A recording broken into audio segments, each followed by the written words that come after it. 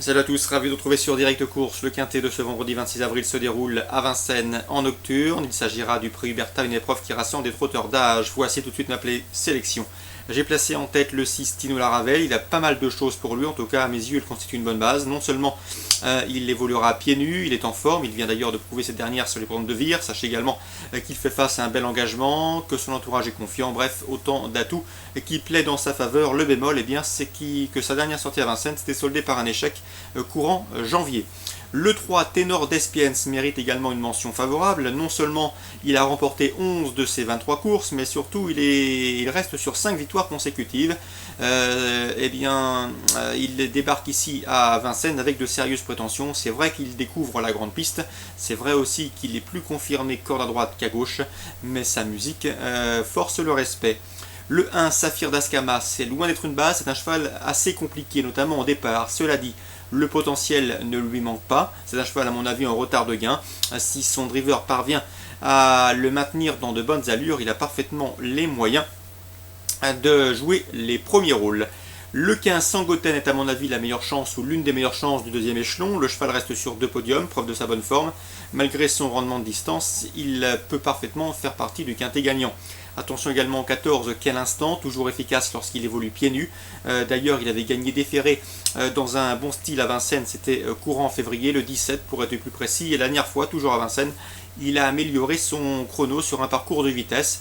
Attention à lui, s'il a le bon parcours, il peut parfaitement terminer sur le podium. Le numéro 2, Top Marceau, Grégory Laurent nous a souvent parlé sur Canal Turf Radio. C'est un cheval de qualité, un cheval qui aime dominer. Il n'est pas vraiment performant dans les autres, mais lorsqu'il est en tête, c'est un vrai lutteur et un vrai cheval de course. Malheureusement, il demeure impétueux, caractériel, jamais à l'abri d'une bêtise. S'il est sage, il peut emmener très loin ses rivaux du jour. En tout cas, il en a le potentiel. Ensuite, pour les places, je retiendrai le 4 Sombarvillet qui partira à une cote d'outsider. Mais attention, le cheval est en forme. Il a fait l'impasse sur le meeting d'hiver et il a de la fraîcheur pour lui en cette période.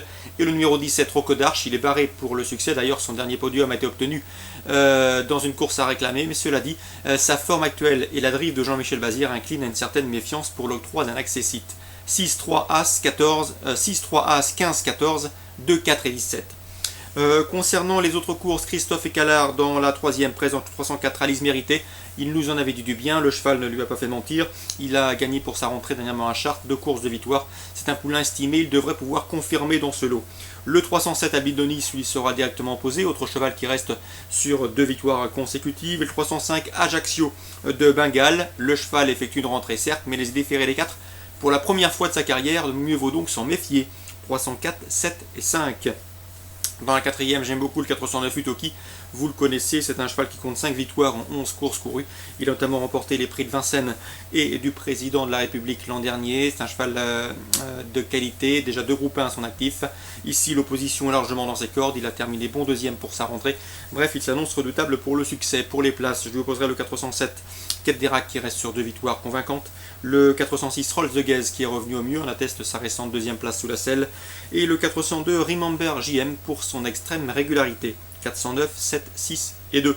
Je termine avec la sixième, avec le 609 Amazing. Pourquoi Amazing? Puisque j'avais eu l'occasion de m'entretenir avec Claire-Marie Porcheron, Claire-Marie Delacour désormais, qui m'en avait dit le plus grand bien. C'est un cheval qui est estimé au sein de l'écurie, il ne faut pas lui donner rigueur de sa dernière course, mais plutôt le juger sur son succès obtenu à Grain. C'est un cheval en retard de gain estimé. Ici, il débute sous la selle, mais je le pense capable de bien faire d'emblée.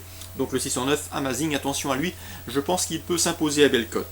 Le 611 Astre Blanc qui ne manque pas de référence à ce niveau et le 610 Arpège de Neuilly récent deuxième sur ce tracé peuvent également compléter le podium. Course ciblée à Vincennes en ce vendredi 26 avril, 3e, 4e et 6e. Bonjour à tous, bonne journée et à demain.